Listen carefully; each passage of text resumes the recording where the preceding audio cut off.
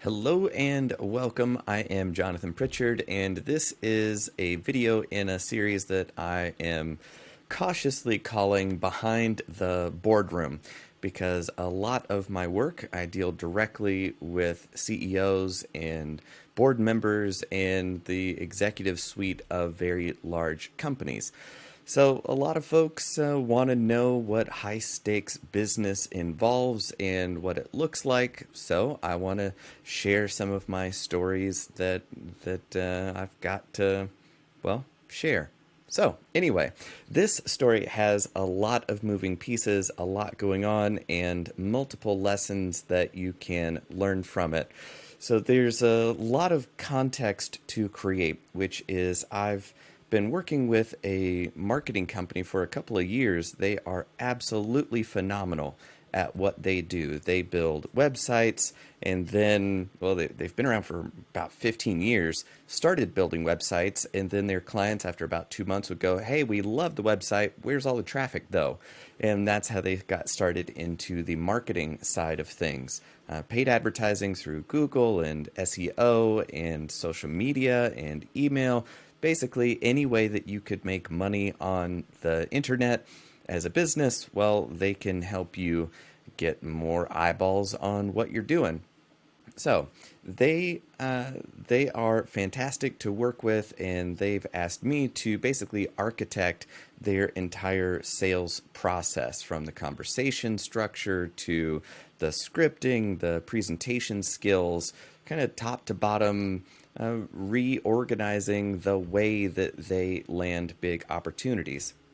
So there was one lead that I worked with directly, personally, to talk to, because they are a company that they've got something like 80 plus locations. So they've got a lot of businesses all over kind of the southeast of America. So they had an outdated website, and they have some special considerations in that they wanted their website to be able to manage a lot of what their business does and what it needs to do. And they've got two brands that are pulling from the same database of resources. So I kind of have to stay a little vague in these parts, but you'll get the idea. So they need their website to be able to do everything that one of their customers would want to do with the company, and whether it is brand A or brand B doesn't really matter, because it's all the same resource pool as far as they're concerned. So a lot of moving pieces, a lot of difficult challenges, design-wise and technology-wise. And it wound up being that there's this super niche product and plugin for a website that allows our client to do what it is that they wanted their website to do. So I landed the opportunity, and they said, "Yep, we want you to build this thing." And since I'm the relationship and vision guy, well, as soon as they say yes, well, let me get you in touch with the team who will actually do the work. I don't actually implement anything. Let's just talk vision. So hand it off, and then, as far as I know, a couple of months go by, and it's all good. Great.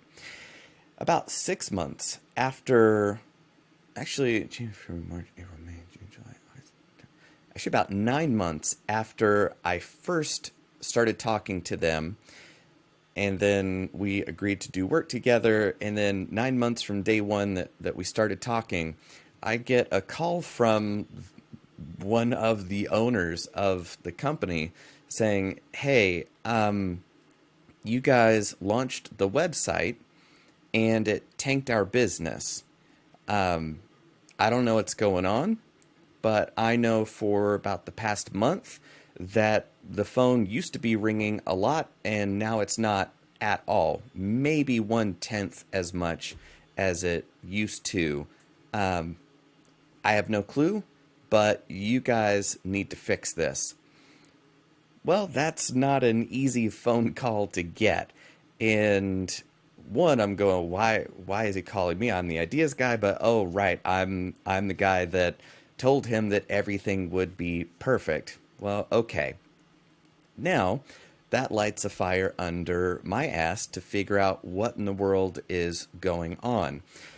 So I use some tools. I don't even talk to the team that was doing the work yet. I want to go in with a little bit of context of what I would be kind of walking into.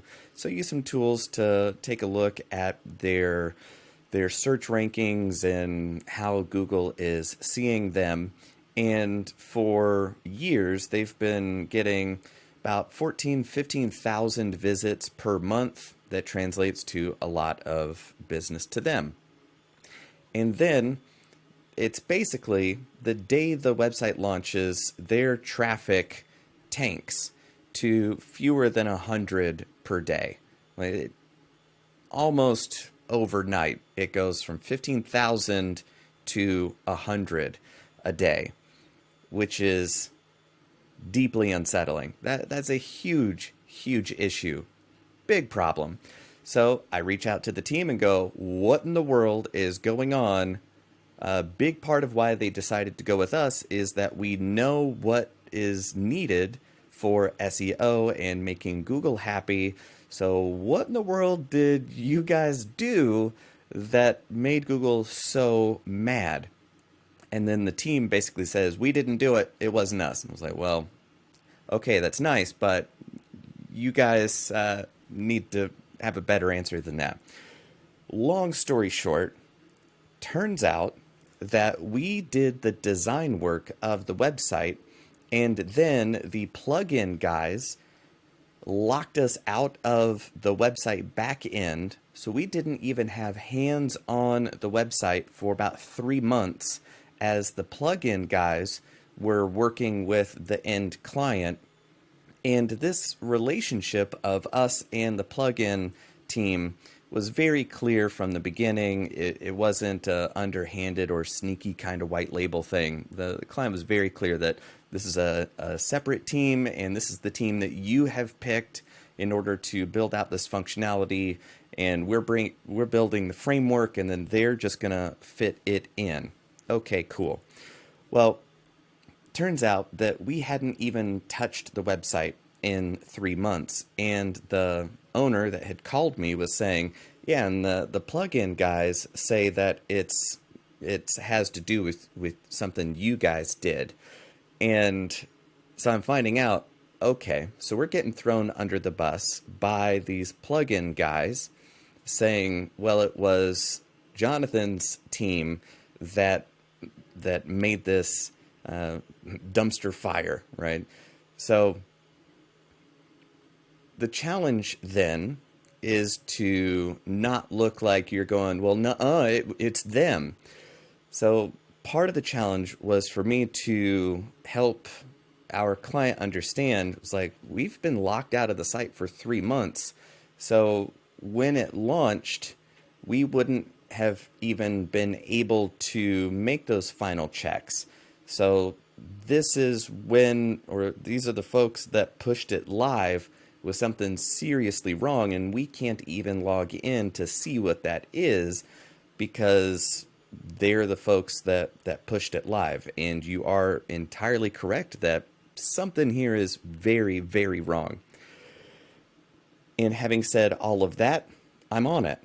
I'm going to have some very strong conversations on your behalf. Let me go knock some heads, and I'll be in touch. And this was about 20 minutes before I had a scheduled lunch on the books with my wife, because if it's not on the calendar, it's not real. So schedule everything, guys. So I go to have lunch with my wife, and we're literally in line to get barbecue, and it hits me. I go, wait a minute.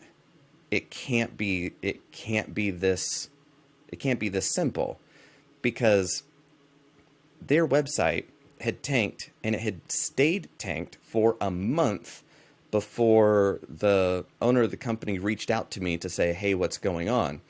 And from that 15,000 visits per day across the website for 2 websites, and the amount of money that they're doing, this is over $1 million problem. And this is $1 million problem with what I'm pretty sure might be a $1 fix. Because part of my background was about 15 years ago, I built websites for entertainers. My educational background is in traditional art and painting, so I've always loved visual communication. And a lot of my friends are world-class performers, but they don't have good design sense. They don't know how to create visuals. So we would be at a conference and I would see their promotional materials and it looks like somebody made it on Microsoft Word. And I would ask them, like, who's your designer? Who made this? And they're like, oh, I did on Microsoft Word. I'm like, okay, because it looks like it. You really need some help. So I started building their websites and then their show posters and their postcards and their DVD cases back when DVDs were a thing, so that they would have a unified branding. Well, I had always used WordPress, so I'm really, really familiar with WordPress. And I'm in line with my wife, and it clicks, and I go, I think I figured it out. Let me see. So I send the CEO an email from my phone while I'm in line to order a barbecue. By the time lunch is done, and I get back to here, he tells me, the problem was there, and I fixed it. We'll see what happens.